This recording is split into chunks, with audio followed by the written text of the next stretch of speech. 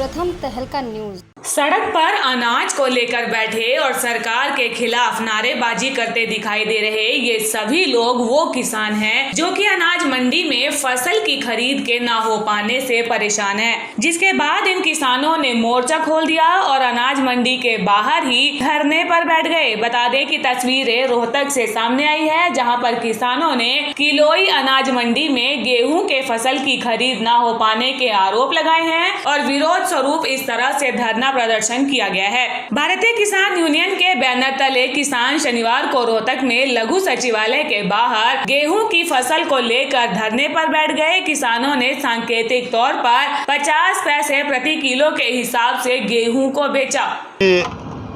हमारा कलोई मंडी का 11,000 क्विंटल गेहूं जो बिक के बगैर रह रहा है, हमने बार बार सरकार से गुहार लगा ली, प्रशासन से गुहार लगा ली, हमारे को सिर्फ आश्वासन मिलता है। वो सलीदे वाला डायलॉग नहीं है, तारीख ब तारीख है भाई, तारीख ब तारीख दे, हाँ ये फैसला कराएंगे। हम 50-20 किलो की वड़ा बेचने लग रही है, 200 किलो की हमारा बिक गया 200 रुपया में।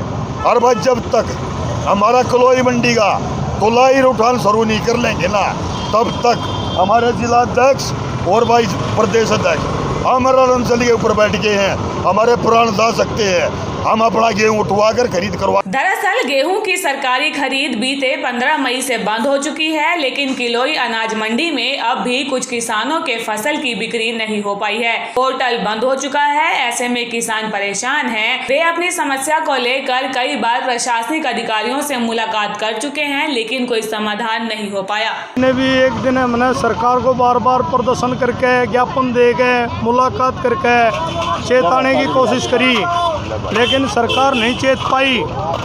सरकार ने हमारे को बार बार झूठे आश्वासन दिए। आज हम झूठे आश्वासन से उठेंगे नहीं, वहाँ एक एक दाना उठ जाएगा। इन नाड़े बेच के जावांगे। 50 पैसे किलो हमने बेचना शुरू कर दिया गेहूँ। लगभग 4 कट्टे यानी कि 200 किलो गेहूँ हमने 50 पैसे किलो बेचा है। और हम अनशन करेंगे, यहाँ आमरण अनशन पर बैठ गए। हम उठने वाले नहीं हैं, जब तक हमारा गेहूँ नहीं उठेगा हम भी नहीं उठेंगे। किसान भी आपके साथ हैं? हाँ, किसान यूनियन का झंडा बिल्कुल है, भारतीय किसान यूनियन का सारे सब साथ। किसानों के धरने की सूचना मिलने पर बीडीपीओ भी धरना स्थल पर पहुंचे और किसानों से बातचीत की और फिर उन्होंने आला अधिकारियों तक बात पहुंचाने की आश्वासन दिया है। तो इस बारे में मैं एसडीएम साहब से और फूड एंड सप्लाई डिपार्टमेंट से बात करके कोई कोऑर्डिनेशन करके कि जो भी सर्वमान्य हल होगा उसको निकलवाने की कोशिश करेंगे।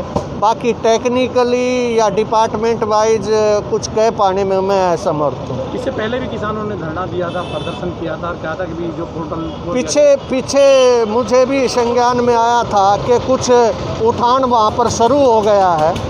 तो अब उस स्थिति को जानेंगे कि किस तरीके की प्रॉब्लम्स वहाँ आई हुई है और इसका जल्दी समाधान करवाने की कोशिश जाएगी। लेकिन आश्वासन के बावजूद बिक्री नहीं हुई, जिसके चलते शनिवार को एक बार फिर से ये किसान लघु सचिवालय के बाहर धरने पर बैठ गए। किसानों के धरने की सूचना मिलने पर बीडीपीओ मौके पर पहुंचे तो थे और उन्होंने बात पहुंचाने का आश्वासन जरूर दिया, लेकिन ये देखने वाली बात होगी कि आखिर किसानों की ये मांग कब तक पूरी हो पाती है। प्रथम तहलका के लिए रोहतक से रिंकू परमार की रिपोर्ट।